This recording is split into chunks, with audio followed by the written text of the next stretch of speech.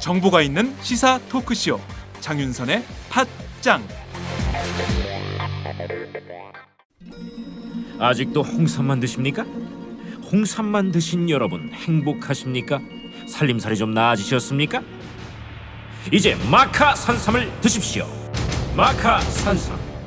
잉카인들이 즐겨 먹었던 남미 페루의 산삼. 인체에 꼭 필요한 31가지 미네랄과 18종의 아미노산을 함유한 천연 종합 영양제. 세계적인 슈퍼푸드로 인정받아 전 세계가 열광하는 그것. 바로 마카입니다. 페루의 마카와 우리나라의 산삼을 하나로 만들었습니다. 마카 산삼. 이게 다가 아닙니다. 20년 경력 전문가의 자문을 받아 우리 몸에 좋은 11가지 원료까지 하나로 만든 건강 푸드. 마카 산삼. 이제 홍삼 가격으로 마카 산삼 드십시오. 와, 이거 남자한테 딱이네. 딱이야. 애미야, 나한테도 딱이구나. 엄마, 나도 마카산삼. 나도. 검색창에 마카 산삼 또는 영한 네이처를 검색하세요. 영한 네이처 마카 산삼이 답입니다. 마카 산삼을 꼭 기억하세요.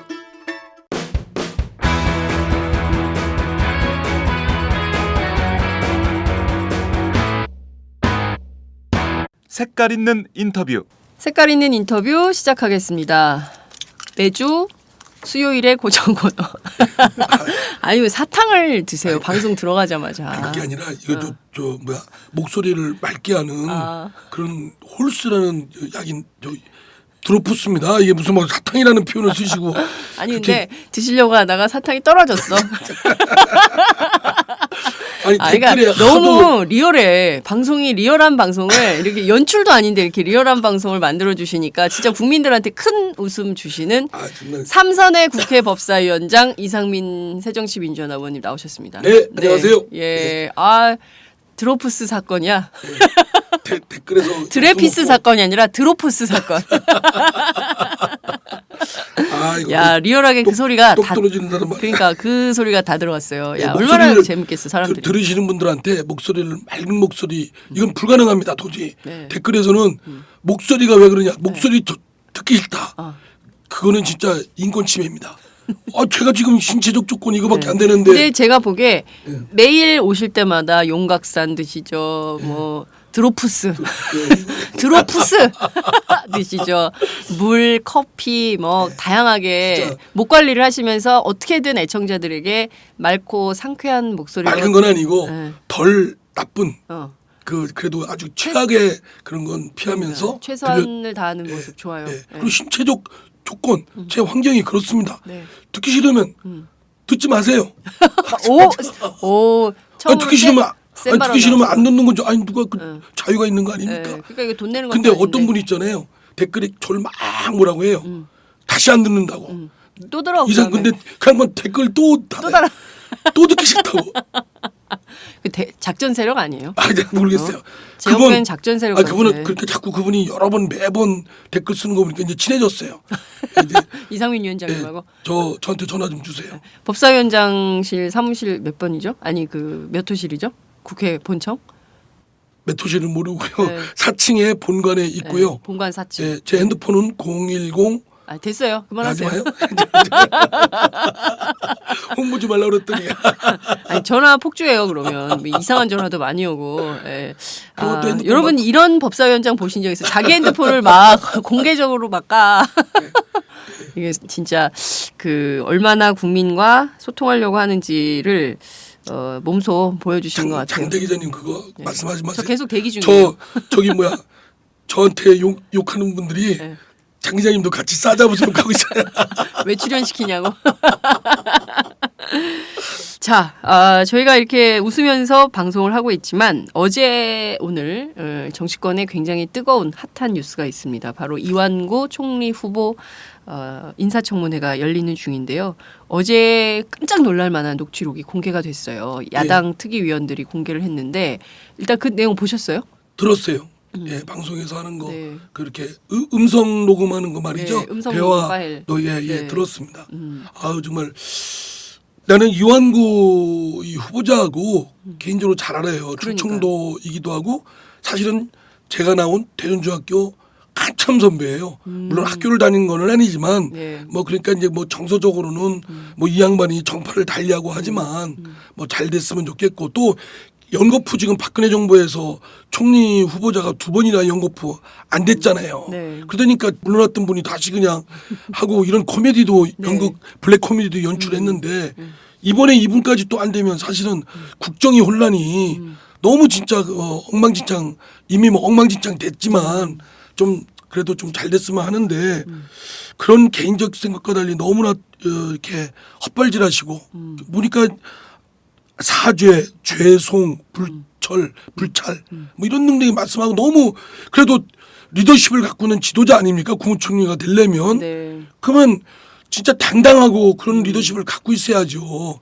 낮은 자세는 좋지만 그렇다고 해서 총리 자리를 위해서 뭐 모든 걸 다 그냥 굽히고 막 굽신거리고 하는 건 국민들이 볼 때는 우리는 참다운 지도자를 바라는데 아닌 것 같아요. 네, 그러니까 그러면 나는 기본적으로 결격 사유가 굉장히 많아서 예, 그렇게 그러니까 보일 수밖에 없는 것 같다는 생각이 좀 드는데 그 중에 이제 핵심적인 내용들이 몇 가지가 있는 것 같습니다. 이제 첫 번째는 언론관인데요. 지난 1월 28일 그 앞에서 기다리고 있던 기자들하고 같이 밥 먹으러 갑시다 해가지고 이제 이른바 김치찌개 회동이 열린 건데 1시간 반 정도 같이 점심을 했는데 그날 기자들이 그 내용을 이제 공직자 후보니까 녹음을 한 거죠. 그래서 기사 쓸 게 있으면 써야 되겠다고 판단하지 않았을까라는 생각이 좀 드는데 어찌됐든 여기에 나온 발언을 보면 김영란법 관련된 내용이 있어요. 예. 김영란법 관련된 내용 중에 핵심이 이런 거죠. 이거 통과시켜서 기자들도 한번 당해봐야 된다. 이놈들 말이야. 그렇지. 예. 지들도 사돈의 팔존 알지도 못하는 친척이 시골에서 밥 먹다가 그게 문제가 돼서 검경 쫓아다니면서 조사를 받고 그래봐야 이 심정 안다 이러면서 실제로 기자들도 당해봐야 된다라는 심정으로 김영란법 내가 이번에 꼭 통과시킬 거야라고 말을 하거든요. 그러니까요. 이게 언론 출판의 자유 또는 네. 언론의 자유를 지키기 위해서는 방어하기 위해서는 이거 법 통과되면 안 되는데 네. 니네들 한번 뭐 그렇게 막 저기 하면 막 저기 하면 이거 한번 엿 먹어봐라 뭐 이런 게 쫙 깔려 있잖아요. 그렇죠. 근데 제가 엿 먹어봐라는 게요.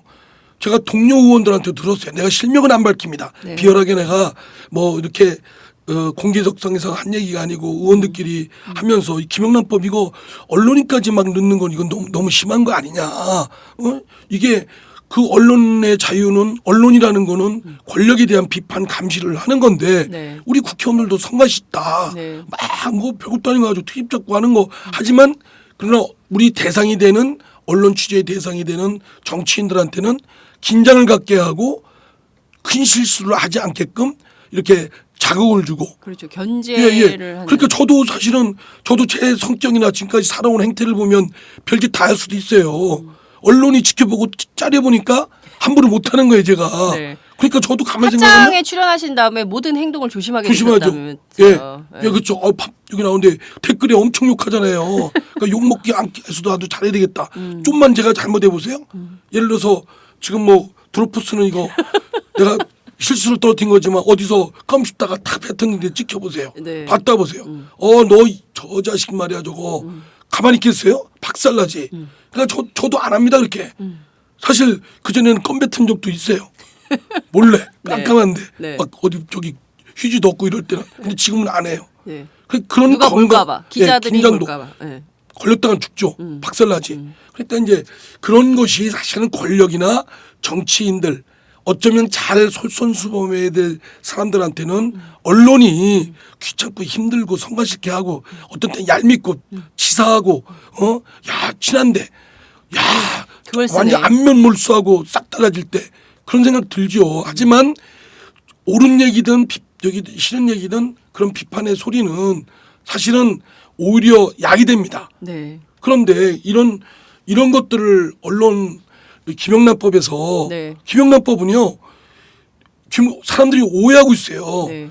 부정부패 비리를 언론인이 비리를 저지르는데 왜 봐주자는 얘기냐? 그게 아닙니다. 네. 김영란법은 공무원들이 부정부패 비리로 돈 주고받고 하면 그것도 뇌물죄로 처벌돼요. 네. 그런데 워낙 평상시에 그렇게 주고받고 하는 판검사들도 있었잖아요. 벤치 검사, 스폰서 검사, 스폰서 검사. 뭐 떡값 네. 이런들이 있으니까 삼성특검 이런 받고. 것들을 공직사회에서 더 이상 없도록 하기 위해서 공직사회의 주고받고 하는 거를 평상시에 대가와는 관계없이 네. 직무 관련성과는 관계없이 주고받고 하는 걸 아예 못하게 해서 비리의 온상을 막겠다는 겁니다. 네. 핵심은 거기에 있다는 그렇죠. 거죠. 말하자면 지금 제가 건축가 저 담당 업무를 맡고 있어요.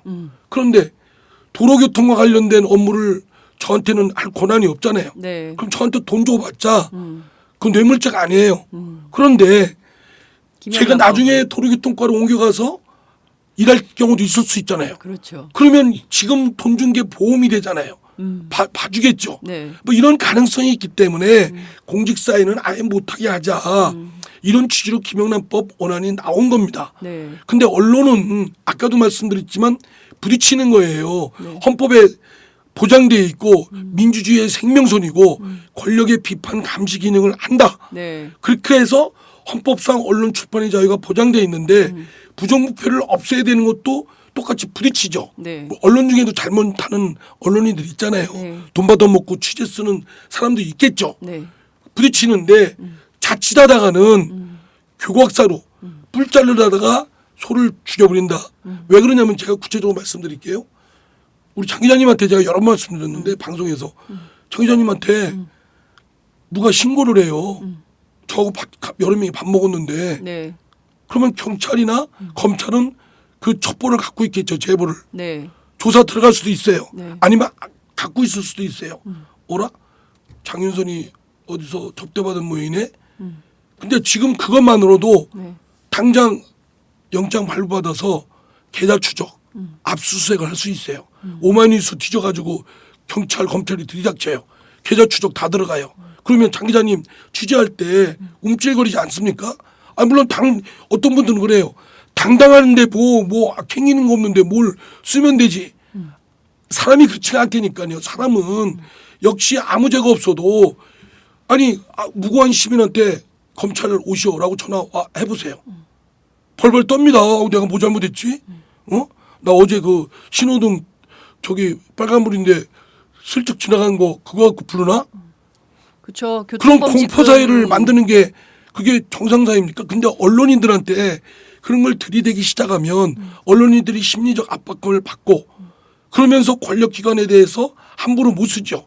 권력이 언제 또 근거 있든 없든 나한테 옥죄일지도 모른다. 저는 그런 분위기가 언론인들한테 보도 취재를 상당히 제약을 가할 거란 얘기죠.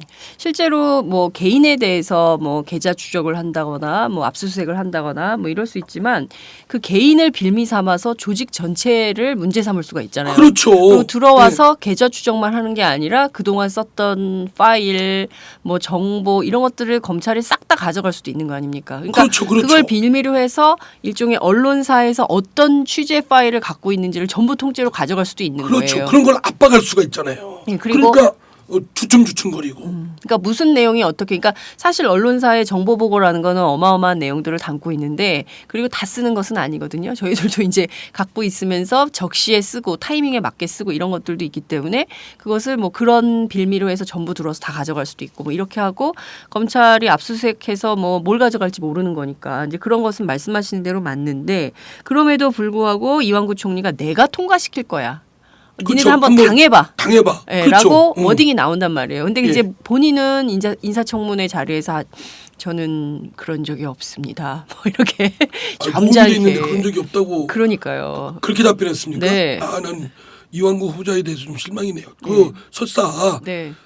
저기 그 내용이 부적절하고 알아도 그런 뜻이 아니었다. 예, 예. 자기는 언론인들을 그런 통제하려고 뜻이- 한 게 아니라 그리고 원래는 자기는 언론인들을 자유를 지키려고 그렇죠. 했는데 예. 하도 성가시켜 굴고 힘드니까 한 번 더 니들 한번 해라라는 감정적 폭발이 있었다. 였다. 그럼에도 불구하고 김영란법은 그런 위험성이 있다. 이렇게 오히려 얘기를 하는 게 근데 말한 적이 없다면 목소리가 나와야 되는데 그러니까요. 성문 테스트 하면 금방 나오는데 그 양반도 저는요 우리 국회에서도 그렇습니다. 제가 지금 말씀 안 드리지만 이 일정한 기류가 있어요. 언론인이 제가 말씀드렸잖아요. 언론인에 대해서는 우군이 없어요. 어떤 기업하는 분도 댓글에 여기 이 팟캐스트에도 그렇게 댓글 쓴 분이 있어요. 내가 기업하는 사람인데 너도 언론인한테 한번 당해볼래? 너 당해본 적이 있냐? 언론인 쓰레기 같은 놈들 다. 그러면 언론인 다 없애죠. 그냥 뭐하러 신문사 오마이뉴스 뭐하러 둬요? 그냥 다 없애지. 네. 어? 저는 생각이 다르고 여러 있지만 네. 여러 색깔들 성향 다 다르지만 그래도 다 있어야 되는 존재 이유는 서로 교차로 체크하거든요. 네. 예, 체크 앤 밸런스, 견제와 균형. 균형. 예, 그게 기능적으로 되는데 언론이 지금까지 솔직히 저는 고백하면 국회의원들이 어떤 걸 폭로하는 경우는 많지 않습니다. 되게 다 언론에 나온 걸 가지고 정부를 따지고 뭐 재탕삼탕 하죠. 네. 뭐 언론에서는 그걸 가지고 재탕삼탕인데 국회의원이 그런 물리적 한계가 있어요. 우리는 뭐 사실 만나는데도 뭐 그렇고 조금 뭐 부지런하지 못해서 그런데 어떻게 언론인들한테는 제보가 들어가서 그런 권력 비리나 저 뒤안길에 잘 알지 못하는 아주 음습하게 이루어진 그런 얘기들 네. 그런 것들이 막 폭로가 되잖아요. 그렇죠. 언론에 제일 많이 그런 예, 내용들이 그런- 오죠. 제보가. 아 그러니까요. 그런 것들이 폭로가 되는 건 그런 건 언론의 지금까지 혁혁한 공이고 또 일탄하는 언론이 있는 건 과거. 네. 그런 걸 균형 있게 바라봐야지. 니들이 나를 못 살게 구니까 이것들 한번 싸그리 한번 엿 먹어봐라. 이렇게 하는 건 네. 저는 아니라고 그런 건 봅니다. 굉장히 감정적 대응이죠. 물론 언론이 사실 제4의 권부라고 하지 않습니까? 그리고 언론이 제가 볼 땐 일권부예요. 제1권부예요. 대통령보다 더 세요. 네, 그렇진 않죠. 아니 그렇습니다. 네. 그 어찌됐든 저 권력자가 그러니까 이 권력자들은 네. 자기가 권력자인 줄을 몰라요. 내가 지금 우리 기자님이 네. 얼마나 권력자라는 거 네. 거기에 제가 얼마나 굽신거리는 거 뭘 굽신 거를 드로프스 때문에? 그러니까 이 권력자들은 많은 만인들이 굽신거리는 걸 당연하다고 생각하는 거예요.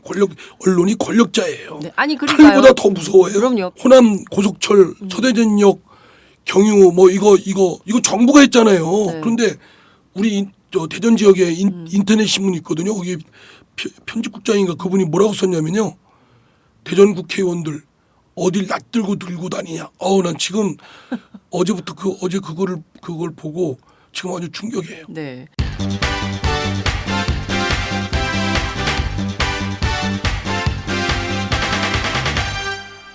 장윤선의 팟짱. 그러니까 저는 이제 그 언론이 그 권력을 가지고 있죠. 그 팬이라는 무시무시한 권력을 갖고 있는 건 사실이고, 그리고 이제 이것을 사회적 공기로 잘 써야 되는데 사실 보수 언론들 또 한국의 주류 언론들이라는 게 글을 좀 잘 그러니까 국민들에게 정확한 사실과 진실을 알려서 분명하게 알도록 해야 되는데 그게 아니라 왜곡된 사실 써서 문제가 되고 뭐 이런 것들도 있고 공론의 역할을 정확하게 잘 못해서 한국 사회가 질이 멸렬하게 흐른 측면도 있고 그거에 대한 언론의 책임이 크다. 저는 그렇게 생각을 합니다. 그럼에도 불구하고 이 김영란법에서 사실 이 법의 태동은 말씀하신 대로 벤츠 검사 그리고 떡검 뭐 이런 등등 말씀하신 대로 인허가 관련된 비리 이런 문제가 심각하기 때문에 공직사회 안에 있는 그런 적폐들을 해소해야 된다. 이런 차원에서 이 법이 됐는데 그게 아니라 공공의 업무를 담당하는 모든 직역들에게 다 포함시키자. 다 포함시키면 언론인 그다음에 뭐 교사, 사립학교 유치원. 있죠. 중량이 빠졌습니다. 사립학교의 선생님들은 다 포함시켰어요. 정무위 안은. 네. 근데 정작 그 횡포를 부리고 비리가 많은 재단 이사장, 네. 재단 이사는 없어요. 빠졌어요. 그게 말이 됩니까? 그게 말이 됩니까? 그러니까 근데 정무위안이 그럼 국회 정무위안이 그렇게 올라오고 그렇습니다. 정무위안이 네. 저 선생님들만 들어가 있고 교사들만? 예. 예. 그러니까 사립학교 그러니까 국공립학교에 선생님들이 들어간다니까. 네. 그러니까 이제 그런 기계적 균형이 어디 있습니까? 그러니까 막 그게 만약 그러면은 그리고 또 이번에 론스타 시민대표 저기 됐잖아요. 네. 뭐 매덕 꿀꺽에 그래서 구속됐죠. 8억, 예. 그러면 시민단체도 장화식 넣어야죠. 대표. 그러면 여기 수꼴통 뭐 저 국가에 지원받는 꼴통 단체들 얼마나 많습니까? 네. 그런 사람들하고 또 저기 대기업과 중소기업이 있죠. 네. 그런 하청 비리니 서로 간에 납품 비리할 때 네. 대기업이 중소기업들 얼마나 군림합니까? 네. 거기에 그런 거 안 하기 위해서 중소기업들이 대기업 관계자들한테 여러 가지 막 비리 많잖아요. 네. 드러나지 않아서 그렇지. 네. 그리고 의학업 리베이트. 그렇죠. 뭐. 그런 것도 그럼 단호해야죠. 그럼 빠져 있어요. 그럼 누차 이거예요. 대기업 기업 왜 갑자기 뭐 사립학교 선생님, 유치원 교사 또 언론인들 부딪히는. 아니 근데 저는 그 점이 이해가 안 가네요. 어떻게 그 사학 비리에 가장 큰 온상 심각한 문제가 있다고 하는 재단 측 관계자들은 다 빼고 일선 교사들만 포함을 그러니까요. 했다는 거잖아요. 그러니까 저는 그건 말이 그게 안 제가 되는 드리는 게 거죠. 바로 그겁니다. 네. 어떤 건 넣고 어떤 건 빼고 막 이랬는데 네. 그 원칙과 기준이 뭐냐 이거예요. 그러면 원칙과 기준 없이 그냥 엿장수 맘대로 넣었다 뺐다 하면 그러니까 누구 엿먹어라 하는 사람들만 넣는 거예요. 그러면 거기에 그 모르겠어요. 그러니까 저는 김영란 엿법이야? 아무리 세상이 비리가 있고 해도 상대가 꼼짝 못할 원칙과 명분을 갖고 가야 되는데 네. 뭘 넣고 빼고 한 그 원칙과 기준이 뭐냐인데 뭐 언론 비리가 있고 또 사학 비리가 있다. 그럼 사학비에 재단 이사장, 네. 재단 이사들은 왜 뺐습니까? 그 많은 사학 비리 로비의 중심에 있는 사람들이 그러니까요. 그분들이잖아요. 얼마나 횡법을 해요. 사학법 때 박근혜 대통령이 한나라당 대표 시절에 사학법 투쟁할 때 제일 적극적으로 찬동했던 분들이 바로 사학 재단 이사장들 아닙니까? 그러니까요. 지금 이사들 그분들이 로비 엄연히 지금 제가 보면요. 지금도 문제예요. 제가 국회 교과에 있을 때 보면요. 네. 얼마나 적발된 것만 봐도 네. 자기 친인척을 교사로 채용하기 위해서 그렇습니다. 저기 시험지도 아예 그냥 줘버려요. 또 어떤 경우는 채점의 배점을 바꿔버려요. 그냥 이사장이 마음대로. 수원대만 보세요. 수원대만 보더라도 김무성 대표 연계된 그렇죠. 뭐 그런 것만 보더라도 얼마든지 그게 바로 정관계 로비가 해당되는 영역인데 그거는 다 빼버리고 일선 교사들만 사립학교 이번에 교사라는 그저 이완구 이유만으로 후보자 총리 후보자의 경우도 뭐 학교 사립학교 관련되는 학교들이 몇 학교 있잖아요. 네. 그게 교수님들이 했습니까? 재단 그러니까요. 이사장 그 황제 사람들이 특강을 했죠. 누가 찔러넣냐 이거죠. 그러니까 그 다 이사장들 뭐 그렇습니다. 이런 사람들이 나서 근데 없어요.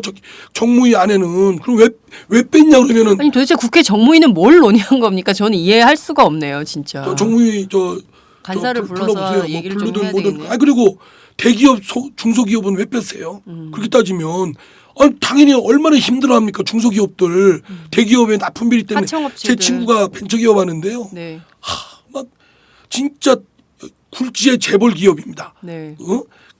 그냥 X기업이라 할게요. 네. 그냥 그 친구 또 저 때문에 그거 또 잘리면 그래도 저 생계에 친한 지장이 고등학교 있어요. 친구인데 그렇거든요. 그 친구가 그래요. 뭐 허건 날 정기적으로 돈 갖다 그 실무자 관계자들 해야지. 또 그것도 이윤도 얼마 남지도 않는데요. 네. 나가자니 일거리가 없고 안 나가자니 이유는 없고. 네. 그러니까 그냥 울며기자 받기로 하는데 그것도 뭐 벼룩이 간 빼먹는 식으로 관계자들을 상납을 한답니다. 하면 그게 위에 올라가고 쭉 올라가야 되니까 거기 또 배달 사고 나겠죠. 네. 그게 거기는 왜 뺐어요? 대기업과 재벌 기업과 중소기업들 하청업체들. 납품 비리들 그리고 네. 대형마트에 납품하는 거. 그렇습니다. 예, 그거 엄청나게 권력자들입니다. 사실 우리 사회가 과하게 그런 문화가 있어요. 그래서 그 뒷돈 없이는 살 수 없는 사회가 바로 한국 아닙니까? 그러니까 저는 그거를 그러면 뿌리 뽑는다고 하면 말씀하신 대로 다 해야 되는데 그렇게 되면 실질적으로 선의의 피해자들이 생기고 한국이 사실상 경찰 그리고 국가로 되는 거예요. 이게 실효성이 없어요. 이게 공부 열심히 하자. 공부 못하는 놈이 지금 빵점 맞는 놈이 일주일 동안 열심히 해서 일주일 후에 있는 월말고사 내가 수석하겠다 해가지고 국어책부터 저 도덕책까지 막 책을 잔뜩 갖다 놓고 하면 그 책이 해서 지가 100점 받을 수 있습니까? 분수를 알아야지 차근차근 올라가야지. 일단 공직자부터 하고 그렇죠. 그 공직자부터 다음부터 사회가 맑아지면 그러면요. 그 다음 단계에서 더 공직사회가 되면 상당 부분에 특히 고위공직자들을 타켓 삼아서 하면 윗물이 맑으면 아랫물 되고요. 자연스럽게 됩니다. 그러니까 이게 문화운동이잖아요. 그렇죠. 제가 예전에 그런 얘기를 들었어요. 그 진짜 하청업체인데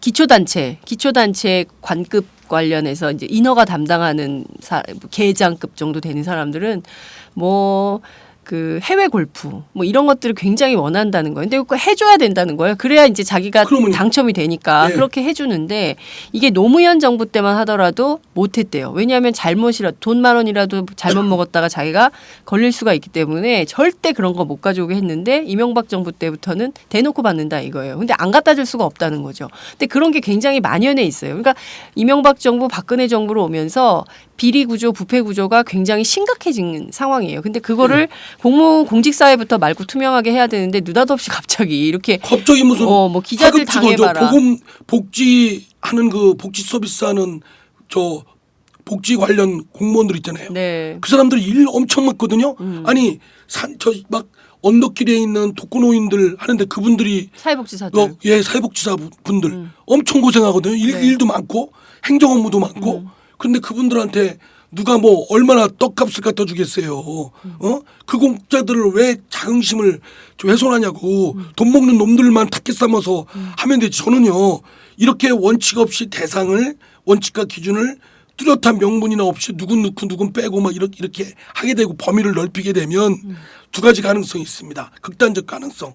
하나는 온통 감시와 공포 사회가 되는 거예요. 네. 다 경찰 검찰 막 이렇게 해서 되고 제보만 들어오면 막 들이닥쳐서 다 실제 하고. 이완구 후보자의 인식이 그런 거 아닙니까? 그겁니다. 검경한테 정말 알지도 못하는 친척이 시골에서 돈 받아가지고 그것 때문에 조사 한번 당해봐라. 인식이 아니라 검경한테. 이분이 경찰 출신이니까 잘하는 거예요. 경찰 이런 출신이죠. 법이 되면 어떻게 이런 법이 된다는 되면 어떻게 작용할지라는 걸 알고 있는 거예요. 그러니까 이런 발언을 서슴지 않고 아니 하는 그리고 거죠. 이완구 이 후보자가 저한테도 그런 얘기했어요. 아, 그래요? 뭐냐면 이제 원내대표일 때이죠. 네. 야 이거 김명란법 이거 되면 이거 살아남 이거 언론까지 하는 건 좀 아닌가?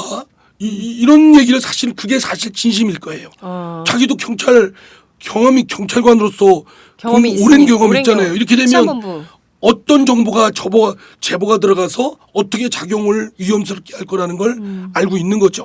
그걸 뱉었는데 언론들이 계속 나를 이렇게 뭐 못 살게 굴고 트집 잡고 하면 한번 진짜 내가 통과시킨다. 니들 한번 당해봐라. 뭐 이런 저는 취지겠죠. 이런 가설도 가능할 것 같아요.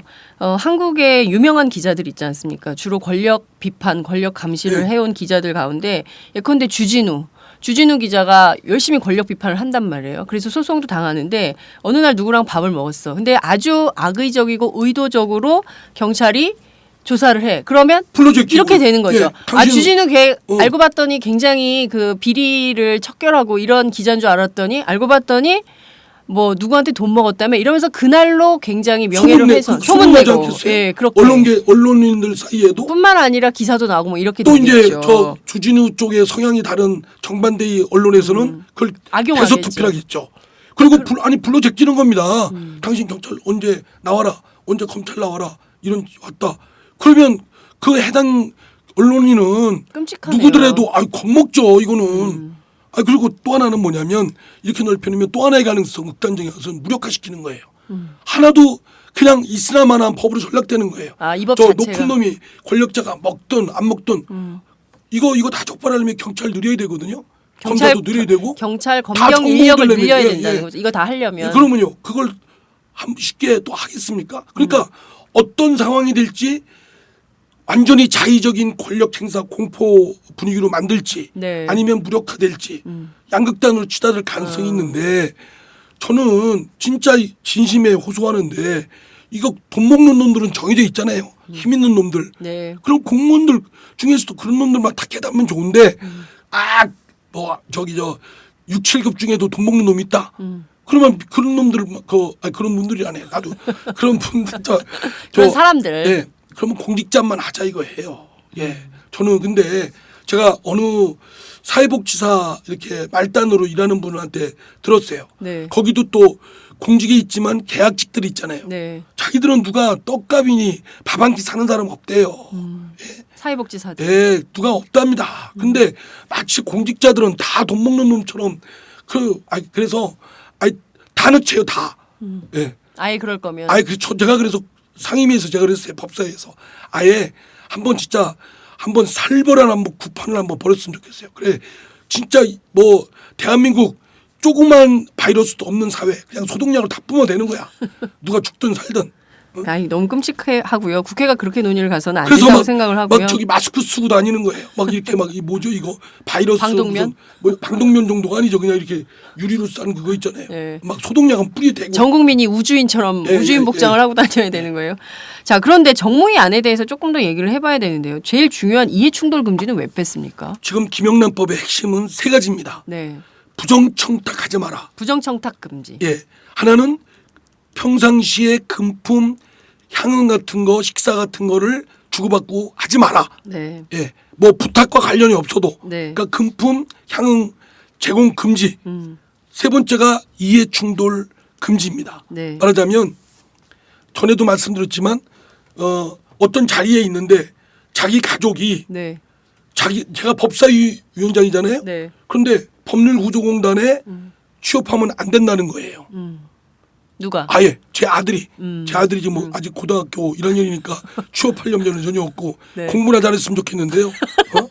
하여간 그런데요. 네. 그러면 요새 국회의원들 막 자기 친인척 막 취업시키려고 많이 하고 또는 자기 자식을 자기 국회 보좌진으로 임명하는 경우 있죠. 그런 사람들 있잖아. 아주 후한무치 파렴찬 그런 사람들도 짓거리입니다. 있어요, 예, 근데. 예. 그거 하면 안 된다는 겁니다.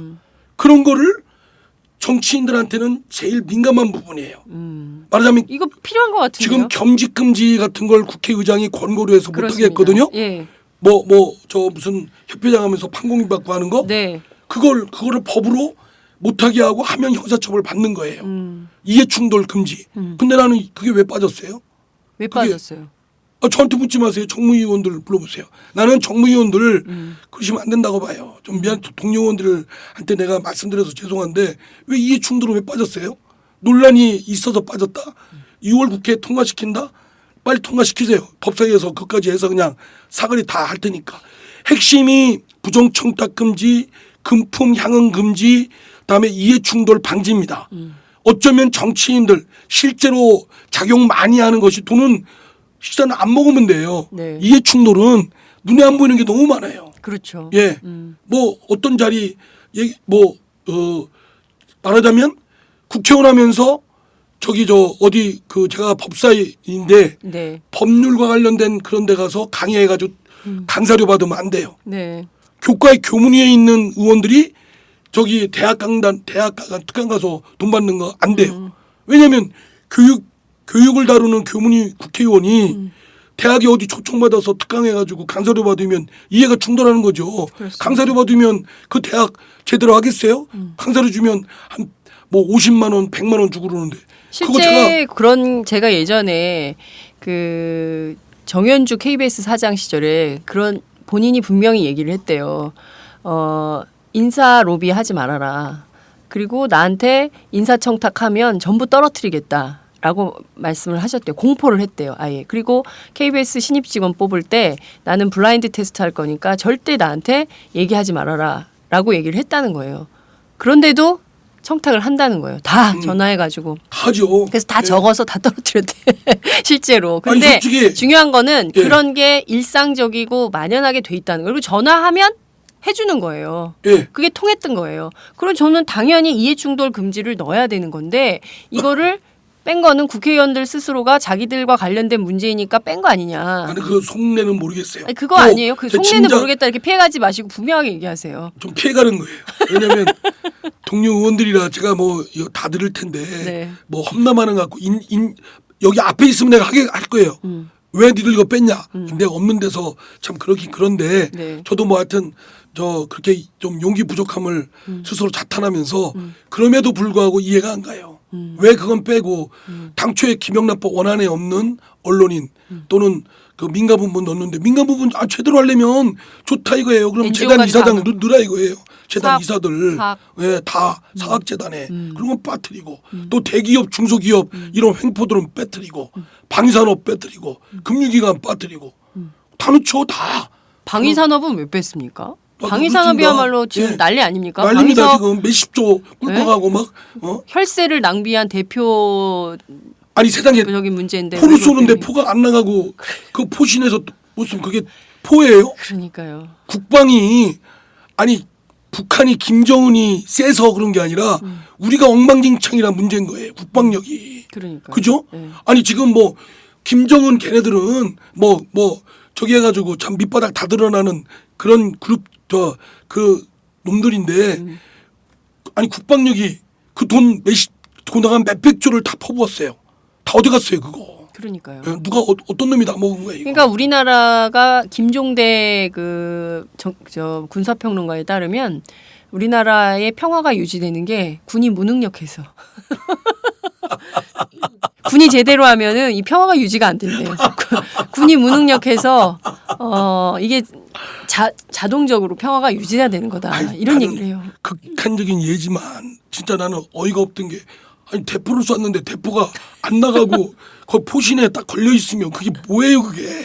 아니 나 장난하는 것도 아니고. 그러니까 그것뿐만 아니라 뭐 배가 떴는데 움직이지도 않고 뭐 구출함인데 구출을 못하고 뭐 이런 것들이 많죠. 지금 저 우리가 최근에 기사 보면 북한이 저 군함에다가 이렇게 뭐 저 민간용 어선용 무슨 레이더 설치했다고 했지 않습니까? 네. 일본 거.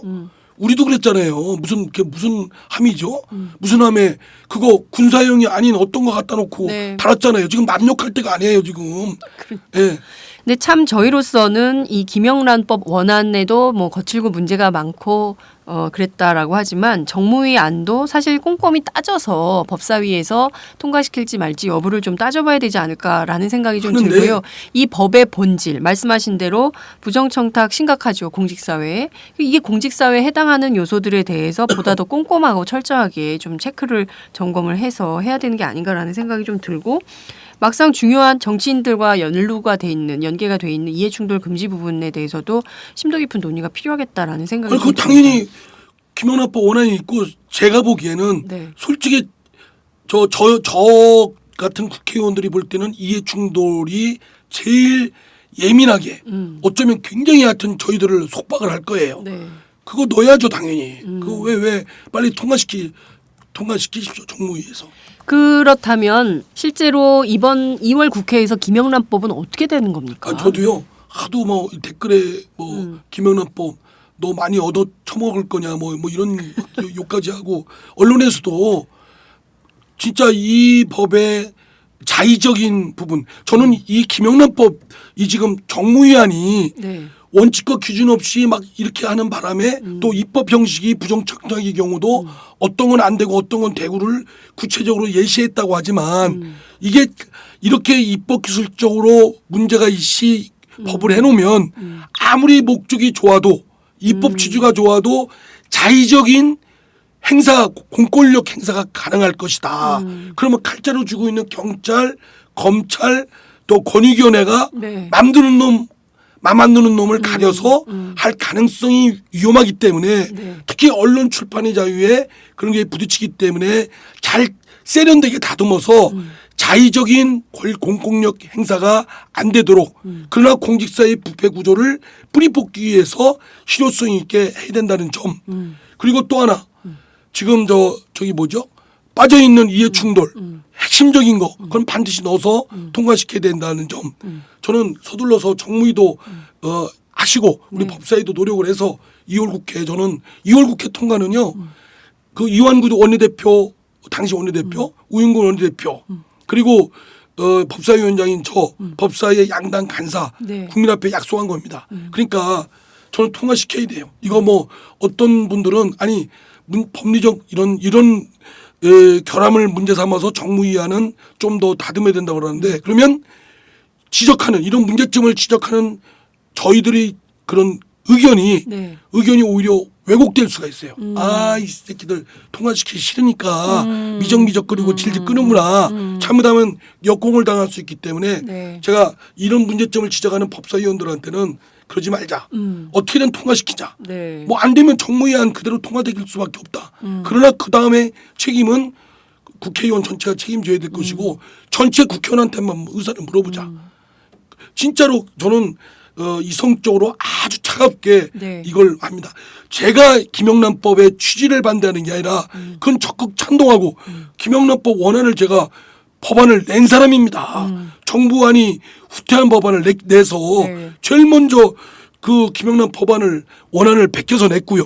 제가 아이디어 낸 게 아니고 베껴서 냈다. 베껴서 냈습니다. 그냥 저 김영란 전 대법관. 권익위원장한테 네. 돈도 안 주고 내가 사용도 안 내고 내버렸어요. 아, 내가 미리 양해를 구했어요.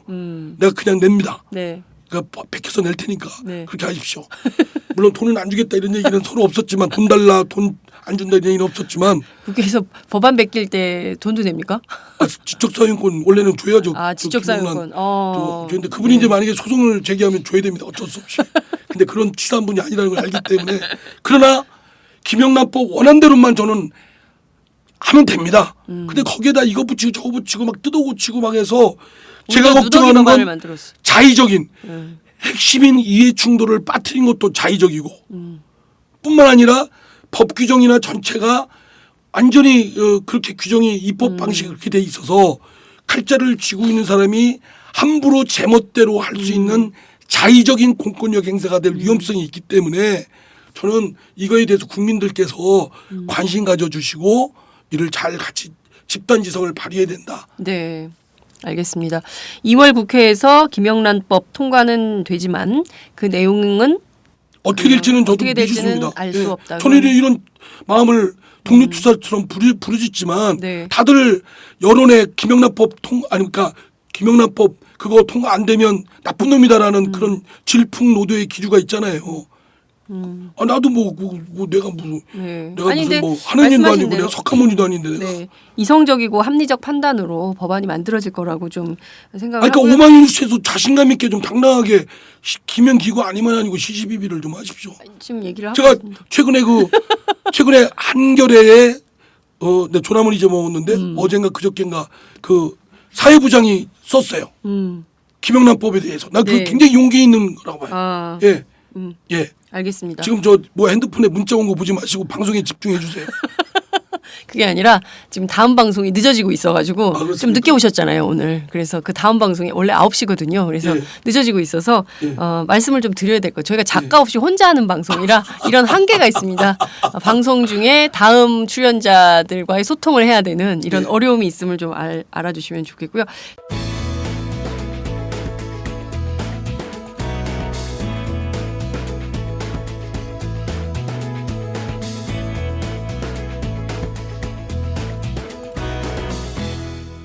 장윤선의 팟짱. 자, 박근혜 대통령 증세와 관련해서 증세 없는 복지와 관련해서 오락가락 발언을 해서 도대체 국민을 헷갈리게 한다 대통령이 이런 얘기가 있습니다. 의원님 좀 그러니까 어떻게 보십니까? 이분이 국민에 대한 배신이라고 그랬잖아요. 국민 배신이라고. 증세를 얘기하는 건 그렇죠. 아니 저 정부가 지출 같은 걸 다 이렇게 하고 뭐 세금 같은 거 제대로 걷어서 하고 그래도 안 되면 국민들한테 아니 공자 말씀이에요. 네. 오르신 말씀. 난 그 말씀 맞다고 봐요. 그런데 네. 국민의 배신이라고 그랬는데 갑자기 또 그런 말 한 적이 없다고 없다고 또 그 청와대 새누리당 그 원내 지도부가 지도부가 어제 만났잖아요. 네. 거기서는 대통령께서 내가 언제 뭐 증세 그런 말안 없는 했다. 복지했냐? 뭐 이러시면 곤란하죠. 지금까지 방점이 뭐냐면 세금 더 거두면 안 된다는 거 아니에요. 네. 아 좋다 이게 세금 걷는 사람이 누가 좋아하는 사람이 어디 있겠어요. 그런데 갑자기 그분이 말씀을 원래 할 때도 네. 수석 비서관회의인가에서 할 때도 사실은 말미에 살짝 얹혀놨어요. 나중에 증세할 수도 있다. 국민이 동의가 있으면. 네. 아 그러면 안 되죠. 이렇게 살짝 거치고 원칙과 뭐의 신뢰의 상징. 예, 이 상징이라고 하는 박근혜 대통령에서 대통령은 지도자는 기든 아니든 메시지가 분명하고 간명해야 됩니다. 네. 이건지 저건지 네. 국민들이 지도자를 따라가는데 네. 이 명동으로 갈까요? 무교도로 갈까요? 이거 헷갈리면 됩니까? 네. 명동으로 가자. 그럼 명동으로 가는 거예요. 무교동으로 가자. 그럼 무교동으로 가야 되는데 명동으로 갈까요? 무교동으로 갈까 하면서 자기도 헷갈리는 말을 자꾸 하면 뒤따른 사람은 불안하죠. 제발 그러지 말았으면 좋겠어요. 예. 제가 볼 때는 박근혜 대통령이 정리가 안 된 것 같아요. 대선 때도 이와 관련된 얘기를 하실 때도 학습이 안 됐고 네. 또 지금도 안 된 거예요. 그리고 이게 복지를 제가 지난번에 방송에서 맞췄죠. 새누리당의 방점은 네. 예 복지 증세가 방점이 아니고 복지 축소. 축소가 방점이다. 그 사람들 얘기는 구조조정이잖아요. 네. 구조조정이 뭡니까? 정리해고잖아요. 네. 해고. 잘리겠다는 겁니다. 복지를 지금 있는 자르겠다. 복지를 자르겠다는 거예요. 제가 이거 맞았는데 네. 댓글에서 좀 이런 칭찬을 해주세요. 예지력 있다는 거. 예? 그러니까요. 자, 그리고 근데 자꾸 얘기하니까 정봉주 닮아가네. 아이, 예. 저희는 이렇게 생각합니다. 증세 없는 복지는 불가능하죠. 말씀하신 대로 증세 없는 복지는 불가능한데 최소한 증세를 하지 않으려면 박근혜 대통령 주장대로 세출 구조를 정확하게 그러니까요. 그리고 혁명을 하라고 해요. 지하 경제 양성화라는 주장을 했지만 세출 구조 혁신 하나도 안 됐고 예. 지하 경제 양성화 전혀 안 됐고 그리고 심지어 법인세에 대해서도 손대지 못하고 이런 예, 예. 국면에서 뭐 증세하는 것은 국민 배신이다 이랬다가 그 이튿날 바로 말을 바꿔서 증세 없는 복지라고 말한 적은 없다라고 하면 아니, 저는요 지출 구조에 대해서 세금을 증세하는 건 나중에 하고 하자 그러면 좋다 이거 대통령 월급부터 국회의원 월급 다 자르라 이거예요. 돈 쓰는 곳은 네. 그리고 허튼 데 쓰는 데 있잖아요. 대기업의 R&D 네. 연구개발해서 감면해 주는 게 엄청나거든요. 그렇습니다. 아니 대기업이 돈도 일반 많은데 벤처기업도 아니고 중소기업도 아니고 지금 뭐 스타트업 시작하는 기업도 아닌 재벌들 현금도 많은데 거기에 몇 천억을 깎아주고 이러면 되겠어요. 네. 그런 데부터 잘라야죠. 혁명적으로. 네. 아니 증세를 법인세 더 올리는 건 다음에 해도 돼요. 네. 그거부터 잘라라 이거예요. 감면 그거는 그대로 있어요. 그러니까 조세 혜택을 예, 굉장히 많이 주는 거 주고 있는데 엄청나게 주고 있습니다. 그것도 예, 그냥 주는 대기업들 것도 아니고 재벌들한테 예. 그냥 그러니까 우리 보면요 법인세가 뭐 지금 뭐 22%인가 얼마라고 하죠. 22%. 예. 근데 실제는요. 실제 세금 걷는 건 그보다 턱없이 낮는 거예요. 왜냐 감면해 주는 게 많으니까. 네. 예. 이번에 어제 뉴스 보니까 근로소득세 월급쟁이들 세금 낸 건 늘고 법인 세금으로 거둔 건 줄어들었다대요. 네. 1조 5천억 정도가 법인세는 덜 걷었고 네. 저기 저 소득세는. 근로 그 봉급쟁이들 네, 소득세. 한때 걷는 건 3조 5천억인가 얼마를 더 더 걷었대요. 예. 그 뻔하잖아요. 월급쟁이들한테는 막 때로 돈을 긁어 모으고 있고, 그죠? 네. 월급을 얼마 받고 하는 때로 모으고 있고. 다음에는 법인세 인상이 아니라 부가가치세 인상을 얘기를 하려고 하는 거예요. 국민 전체에게 고르게 부담이 그러게. 되는 그러면- 간접세를 인상하는 방법으로 간다는데 저는 국회에서 정말 이것은 막아야 된다고 아니 생각합니다. 보세요. 예. 새누리당이나 박근혜 대통령이나 또 정부가 뭐라고 합니까? 무상급식, 소위 급식, 애들한테 밥 주는 거. 네. 그거 하도 이건희 회장 손자한테는 또 밥. 공짜로 주란 얘기냐? 바로 그게 부가가치세가 바로 그겁니다. 이건희 회장한테도 이건희 회장 손자한테도 똑같이 세금이 적용되는 거예요. 저 달동네에 사는 그 분한테도 적용되는 그 부가가치세. 우리가 음료수 네. 사 먹으려면 이거 다 붙는 1,000원이다. 세금. 그러면 여기에 세금 붙거든요. 그렇습니다. 이 세금은 이건희 회장도 또 달동네에 사는 분도 똑같이 내야 돼요. 육아 기름세 기름세. 60%예요. 네. 그러니까 조그만 차 해가지고 마케팅 저 뭐죠? 이 영업사원 하면서 여기저기 뛰어야 되는 분들 그런 분들 세금이나 네. 이건희 회장은 또 기업에서 나오니까 뭐 세금도 안 내겠지만 어쨌든 그 기업 돈으로 내는 돈 보면 세금이 똑같아요. 60%. 말이 됩니까? 그러면 누구한테 더 힘든 겁니까? 네. 간접세와 부가가치세는 함부로 건들면 안 돼요. 근데 이번에 OECD에서도 간접세를 올려라. 물론 조세 저항이 적으니까 네. 이거 1,000원짜리면 이 값이 1,000원이지 네. 세금이 몇백 원이 들어있다는 거 잘 모르잖아요. 그렇습니다. 그러니까 저항을 안 하는 거예요. 네. 내 월급에서 10원 내는 건 더 이것들이 하지만 그걸 노리는 거죠. 네. 이 정권을 잡은 사람들이. 진짜 국민 눈속임을 하려는 태도가 너무나 분명하고 근데 팟짱을 들으시는 애청자분들은 분명하고 정확하게 판단을 하실 겁니다. 지금 그런 얘기도 나와요. 시중에서는 이제 소주세 인상할 거야. 주세 인상해가지고 주세 올리면 가만히 안 있겠다. 이런 아저씨들 되게 많던데. 아니 얼마나 가증스럽습니까? 국민 건강에서 담배 세금을 올린다. 네. 아니 그냥 세금 더 얻기 위해서 걷는다고 하면 아유 진짜 뭐 이렇게라도 하겠는데 가증스러운 거예요. 국민 건강 그걸 담배를 없애야지 그러면 예. 담배를 생산하지 말아야지. 그리고 그러니까요. 담배 최소한 경고 그림 넣어야 되잖아요. 넣어야 돼. 그건 그런 것도 안 넣었잖아요. 냈잖아요.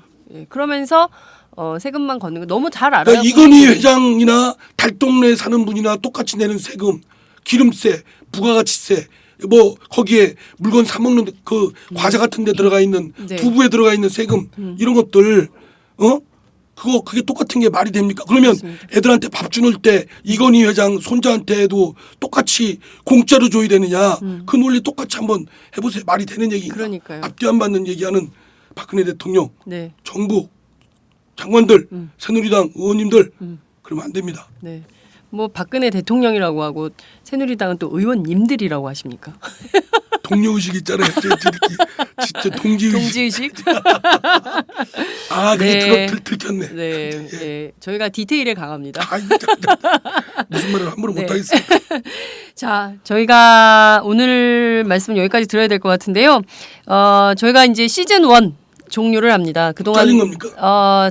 그동안 너무 고생을 많이 저 하셨고요. 고생 안 했는데. 고생을 아니, 더 계속 고생하고 싶은데요. 네, 저희가 시즌 1 마무리하면서 그동안 너무 감사드리고요. 시즌 2에 새롭게 만나 뵙고 싶으시죠? 예, 전 나오고 싶어요. 왜 전 이렇게 매일 나오고 원하세요? 아니 저는 아니, 전- 좀 그리고- 그 군소 팟캐스트의 삼선의 법사위원장이 왜 이렇게 적극적인지 너무 흥미진진하고 전 그리고 네. 나오면서 공부하고 오거든요. 네. 예, 전날도 사설 쫙 아. 읽고 생명력기도 쫙 예, 읽고 예. 내 지식이 모락모락 커가는 이 느낌. 네. 나도 큰 지도자가 될 수 있다. 그리고 이제 또 이게 악플들이 많잖아요. 네. 조욕하는 분들. 네, 네. 근데 그게 처음에 기분 나빴어요. 근데 자주 보는 분들이 있어요. 네. 예, 자주 보는 이게 미운정이 들더라고.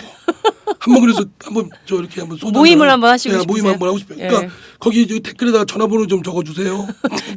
댓글에 전화번호 남기시면 아니면- 이상민 위원장이 연락드린답니다. 예, 그러든지 아니면 저희 사무실에 연락 주셔서 실명과 전화번호 남겨놓으시면 네. 제가 소주 한잔 모실게요. 네, 알겠습니다. 그 이상민 위원장에 대한 악플도 많지만 그 좋아하시는 분들도 굉장히 많이 한두 있어요. 개예요. 한두 개. 우리 소수. 보좌진들 뭐 하나 모르겠어요. 안 달어. 댓글도 안 달어. 우리 보좌진 숫자보다도 안 돼요. 예, 여러분들 그 시즌 1 진행하면서 이상민 위원장에게 정말 고생하셨다 응원의 댓글 많이 달아주시고요. 좋아요로 화답해 주시기 바랍니다. 그동안 정말 감사했습니다. 시즌 2에 뵙겠습니다. 예, 감사합니다.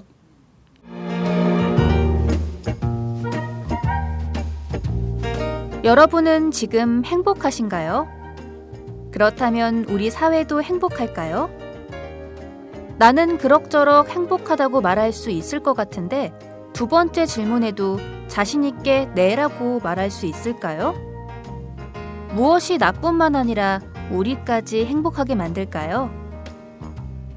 우리도 행복할 수 있을까는 오연우 오마이뉴스 대표 기자가 행복지수 1위 국가 덴마크를 심층 취재해 그들이 행복한 이유를 분석한 책입니다. 오연우 기자가 들려주는 생생한 사례와 깊이 있는 통찰. 이 책은 모두가 행복한 세상을 만들기 위해 우리가 무엇을 해야 할지를 제시해 줍니다. 오마이북이 만든 책, 우리도 행복할 수 있을까?